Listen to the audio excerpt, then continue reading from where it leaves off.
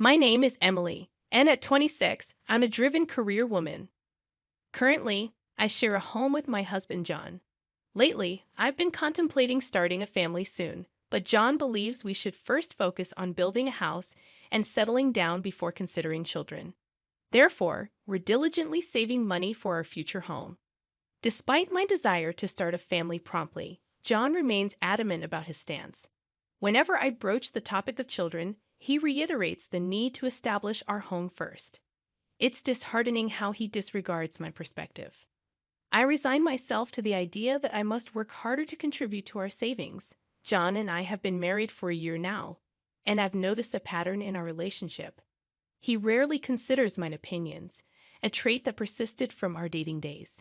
Initially, I admired his strong convictions, but in marriage, mutual respect for each other's viewpoints is essential. I fear our marriage is faltering, especially with the influence of his parents, who live just a short drive away. John frequently visits his parents, citing reasons like cutting down on expenses. However, I've discovered he indulges in drinks with his coworkers, conveniently omitting these expenses from his frugal calculations. It's perplexing how stringent he is with me about saving, yet lenient with himself. His frugality extends to trivial matters like conserving hot water and turning off lights prematurely, directives he imposes solely on me. If only he extended the same standards to himself, perhaps our relationship wouldn't feel so one-sided. I would be seething with anger. However, he seems to believe it's acceptable to impose his ideas on others.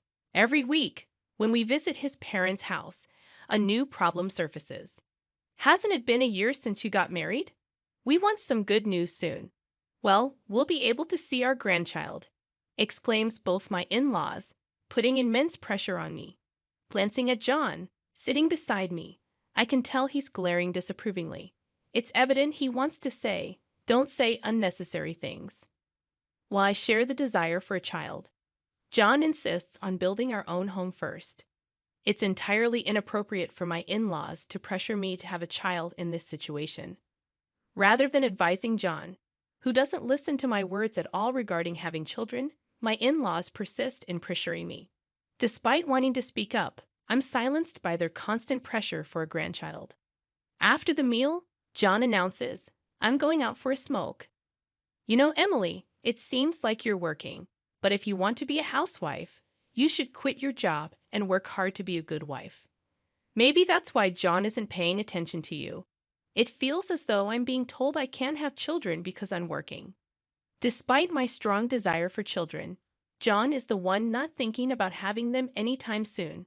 Just quit your job already, urges my in-law. I retort, it was John who asked me to work.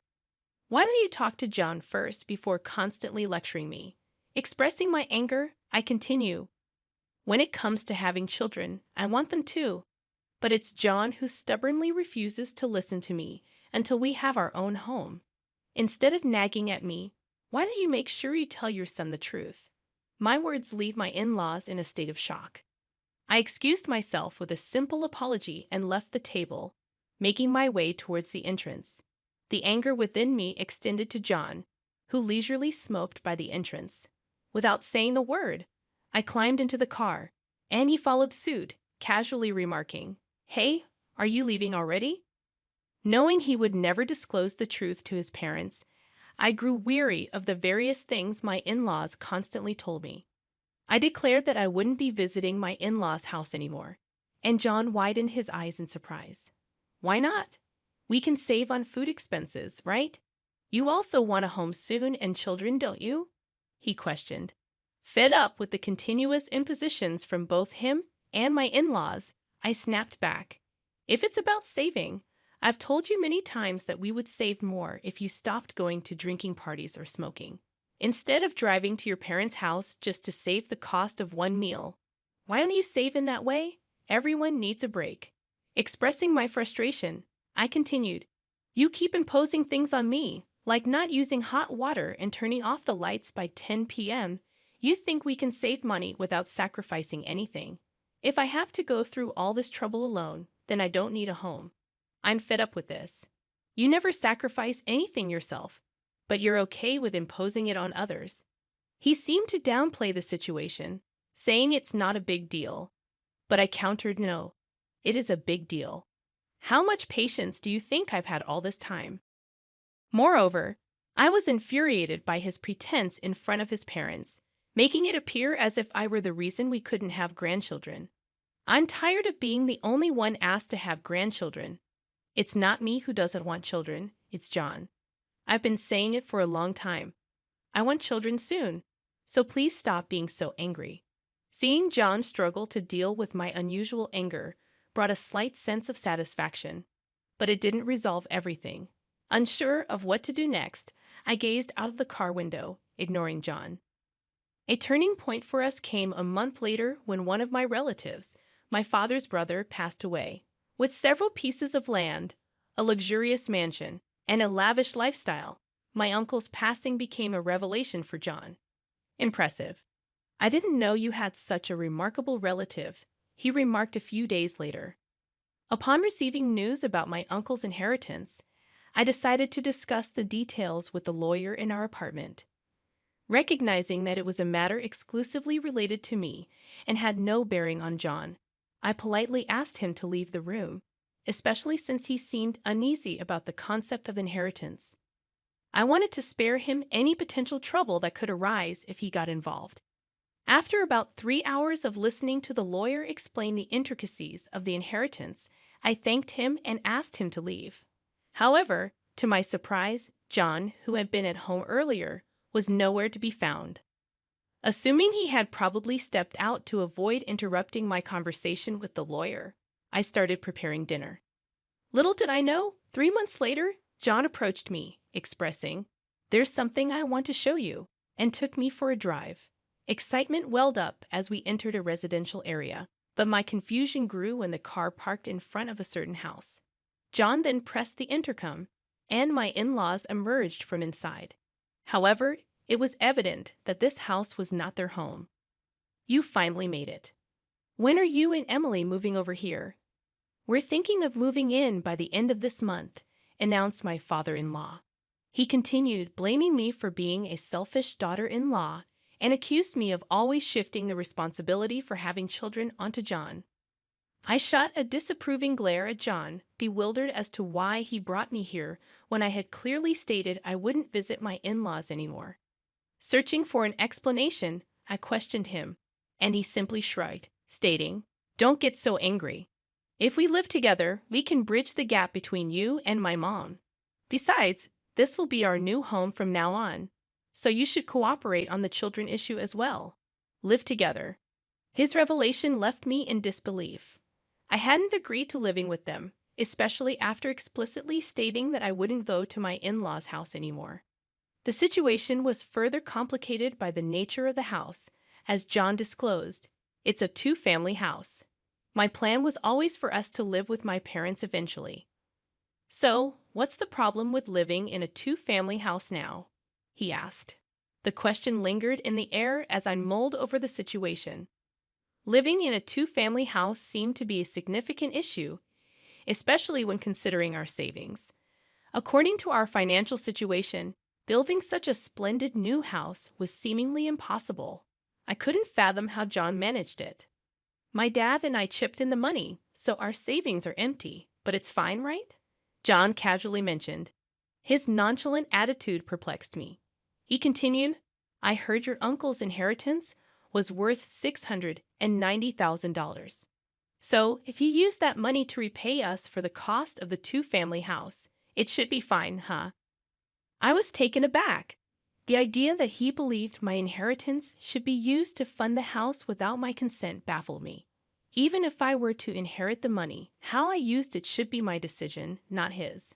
Frustrated by my rejection of their proposal, John reached into his bag and pulled out a pre-filled divorce form with his name on it. "Your money is our money. If you don't like living together, let's get a divorce," he declared. I took the divorce form from his hand, expressing, "Fine, if living together is the alternative, then divorce is the better choice."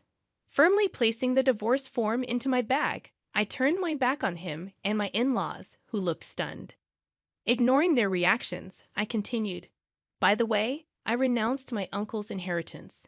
John froze with a bewildered expression. Without waiting for a response, I took a bus and headed home to our apartment. Upon arrival, I promptly filled in my name on the divorce form, which already had John's name on it. I then submitted the divorce papers and immediately purchased cardboard boxes at a home improvement store to start preparing for the move. Recognizing that I couldn't handle the move alone, I hired a moving company. Fortunately, it turned out that not many moves were happening during this season, allowing for a quick relocation. As I packed for the move, a commotion outside the front door indicated John's return. I had the chain lock on, and I addressed him, sorry. I had the chain lock on. I don't know what you might do when you're so angry. Besides, I need to finish packing for the move. Could you stay at your parents' house for a few days? I won't accept a divorce, John declared, widening my eyes in surprise. I reminded him, but you handed me the divorce form, didn't you? If you signed the divorce papers, that means you agree to the divorce, you know. Astonished, I questioned whether he truly understood the implications of what he had done. He frowned, appearing frustrated, but quickly changed the subject. Why would you give up on a $690,000 inheritance? Normally, you'd inherit it, he questioned. It seemed he had overheard some details about the inheritance, but hadn't grasped the full story. Likely, after learning about the $690,000 inheritance, he had rushed to my in-laws, and they impulsively purchased the two-family house without considering the consequences. I explained. The inheritance discussion came to me because there wasn't anyone else to inherit it. My uncle had 3 sons, 2 daughters, a wife, and grandchildren. However, all of them renounced the inheritance, so it ended up coming to me.